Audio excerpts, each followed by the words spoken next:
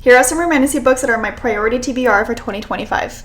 I don't like the popular romantasy books where the romance is very forward and the fantasy and the plot just kind of takes a back seat. These are books that I specifically picked out that I think would be suited for my taste. My number one priority out of this entire list is the War of L Hearts Trilogy by Carissa Broadbent, the Crowns of Nyaxia series last year, and I'm honestly so upset for how long I waited to read that series because I absolutely loved it. So I'm so excited to get into this series.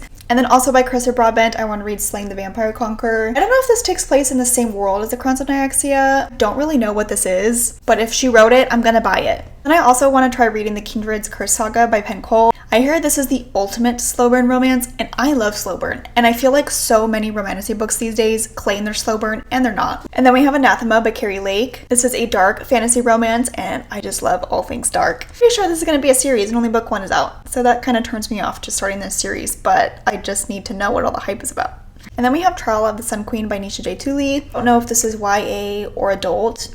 I don't really care. It sounds really, really fun. And the books aren't like 8,000 pages long, so that's intriguing. I also really want to get into the Gods and Monsters series. Book 1 is the Book of Azreal. I do not know a lick about this book. Is it enemies to lovers? I don't know. I just hear a couple people talk about it, say it's underrated, say it's an actually good like romantasy, like romance with actual fantasy.